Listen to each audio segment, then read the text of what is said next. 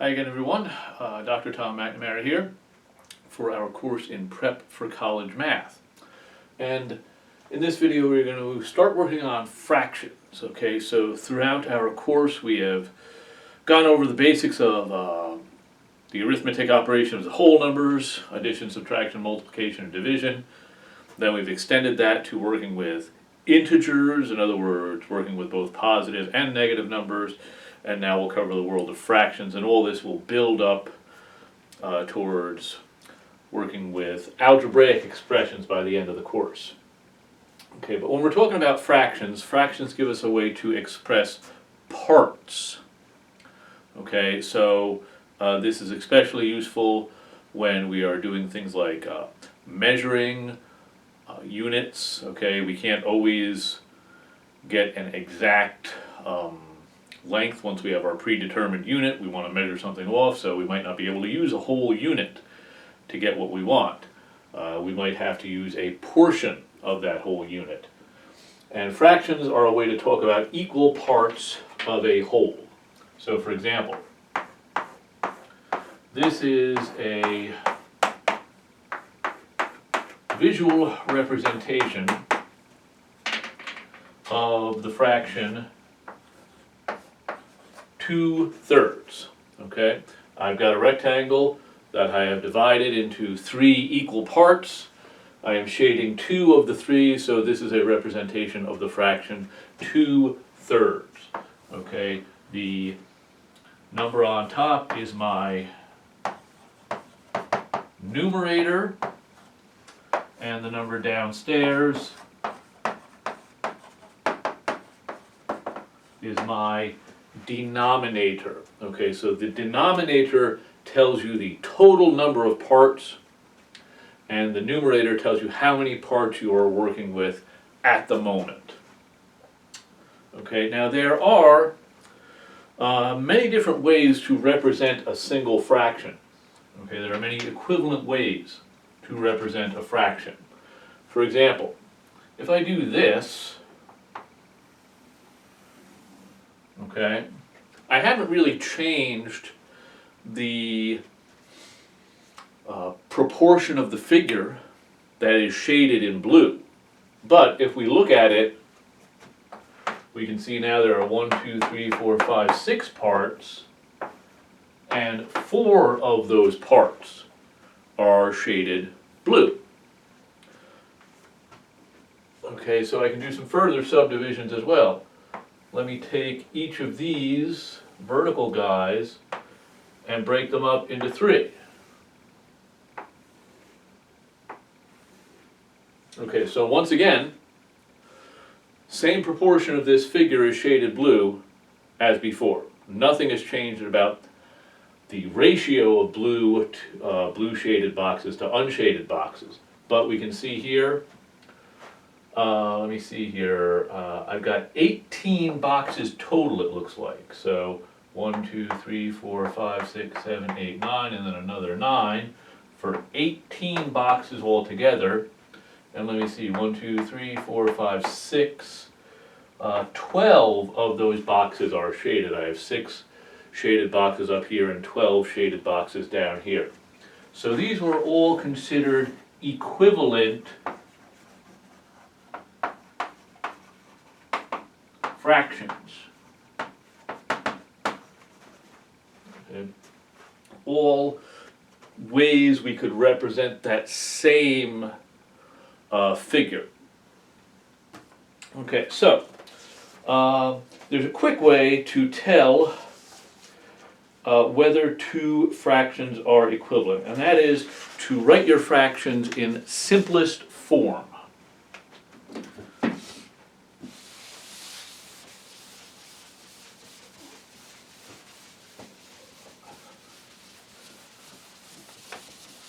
So let's talk about that.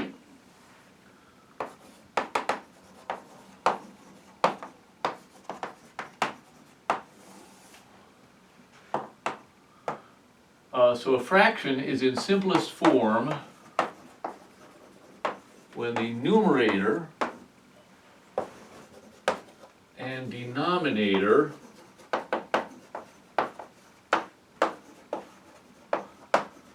have no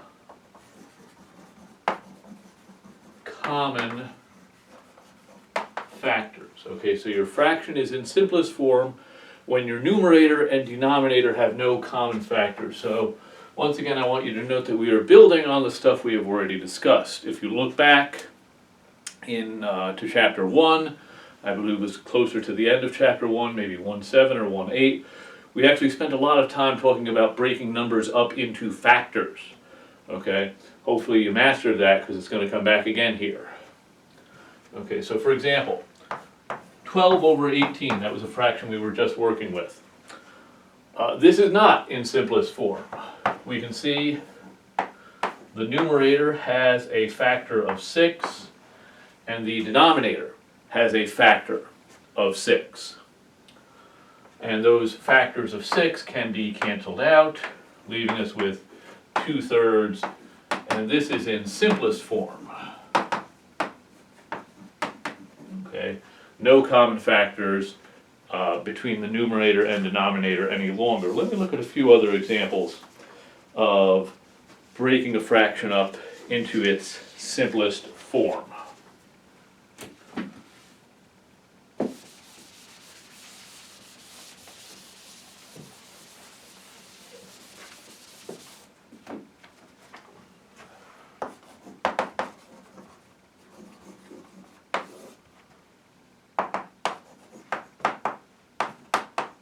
Write in simplest form. Okay.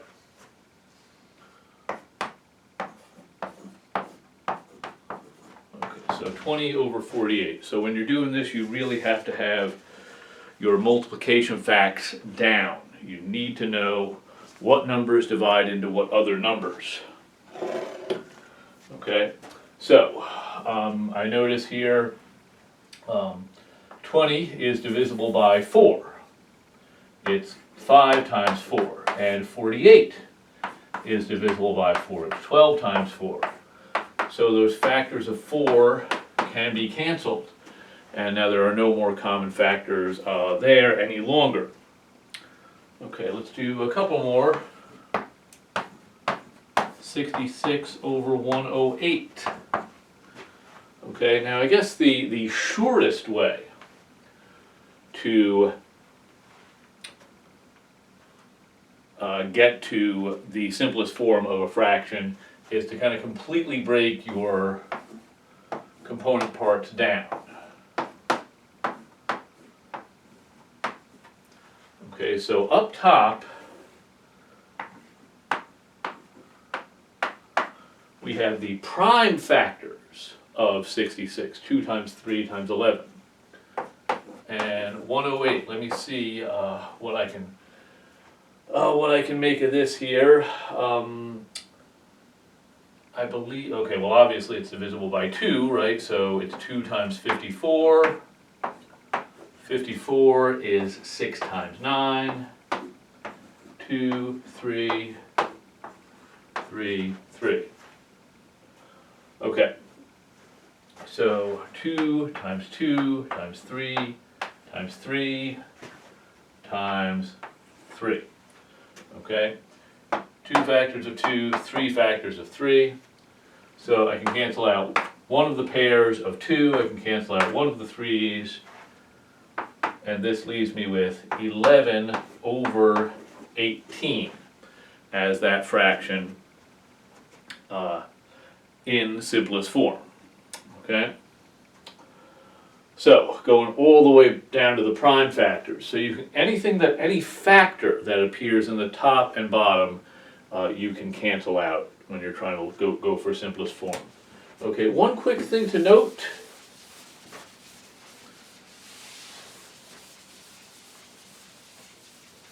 Is if you are doing something like this, let's do 7 over 28.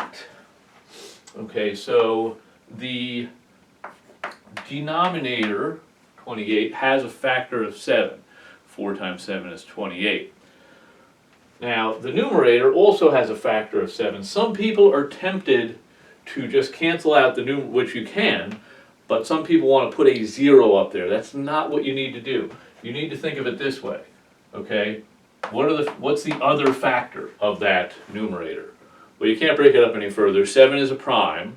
The only factors of 7 are 1 and 7 itself. So that leaves us with this. So 1/4, okay? So if you're canceling out everything upstairs, you're left with a factor of 1 because we're canceling factors. So if you're canceling out the 7, what's the other factor? Well, the other factor was a 1. Okay? So keep that in mind. Now there are advantages and uses to writing fractions with different denominators. Okay? So I'll call this getting a target denominator. We'll do a quick example.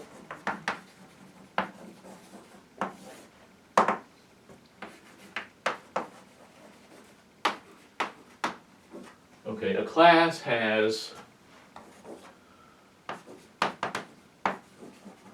30 students. 4/5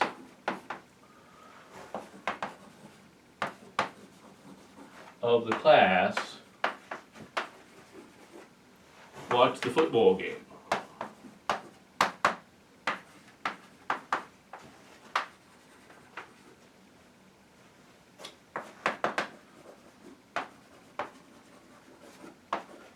How many students saw the game? Okay, so we got a little applied problem. Class has 30 students. 4/5 of the class watch the football game, so we want to know how many students. This is telling us the proportion of students. 4 out of 5 students watch the game. Okay, so basically what we want to do here is we want to write 4/5 as something out of 30, okay? Because we want to know the number of students out of 30 that watch the game. So here's how we do it.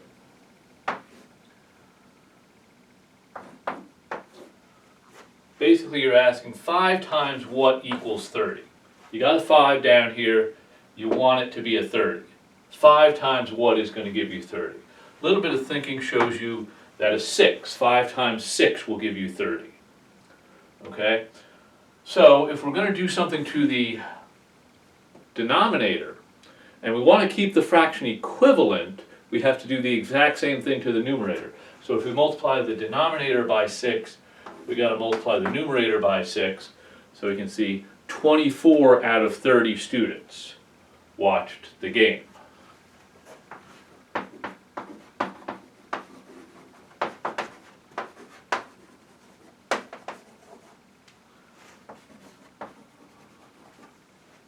Okay, so 24 out of 30 students saw the game. Okay, let's look at a few other examples of this. I'm not going to make up a story for every one. I'll just give you a fraction and ask you to write it with a certain denominator.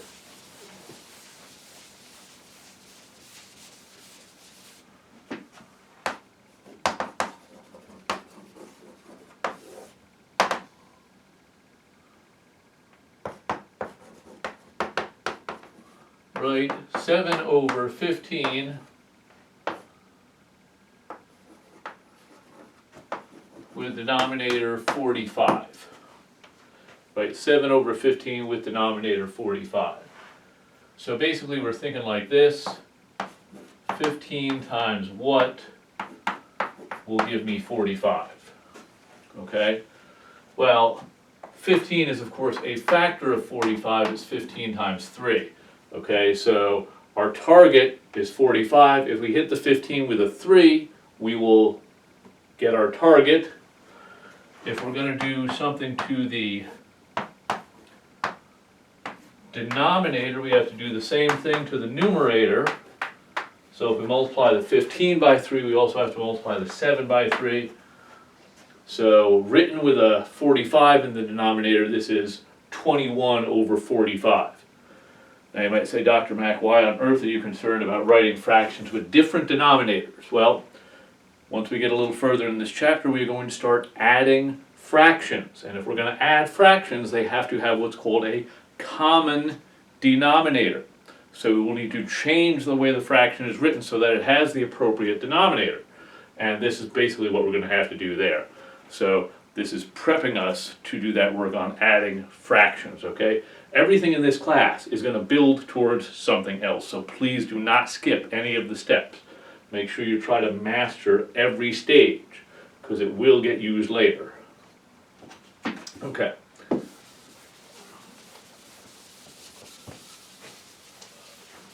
Just a few quick notes about some special cases.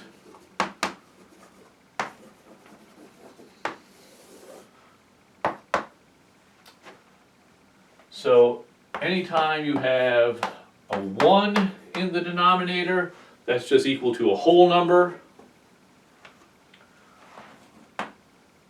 If you have a whole number divided by itself, that is 1. Okay?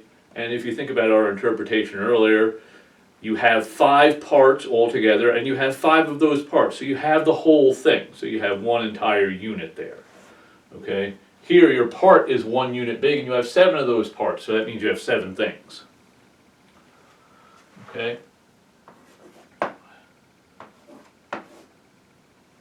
Zero in your numerator, that is equal to 0.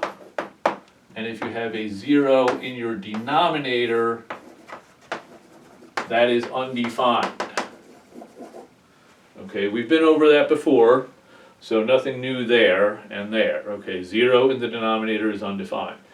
Okay, and of course,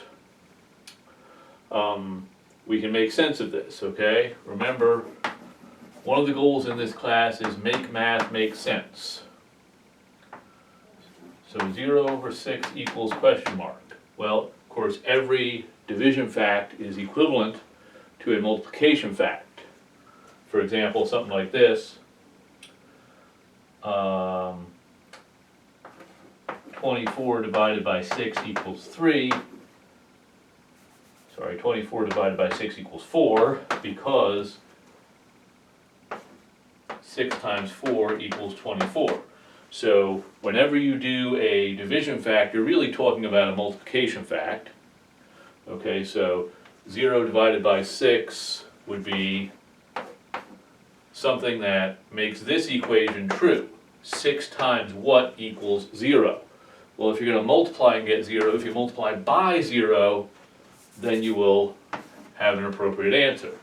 Okay, so 0 in the top, you get 0, because that is what makes this equation work. 0 on the bottom, on the other hand,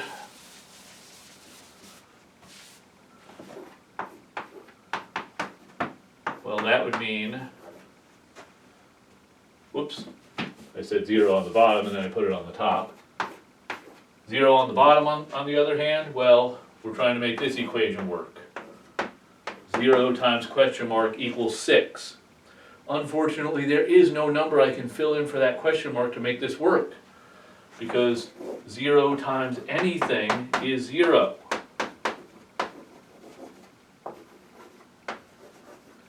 It will never work out to be 6. That's why it's undefined. There's no number that I can fill in to make this thing work. Okay, so just keep that in mind when you're dealing with some special cases with fractions. This right here, fraction with a 1 in the denominator, that's equal to this whole number. Anything divided by itself is 1. 0 in the top is 0. 0 in the bottom is undefined.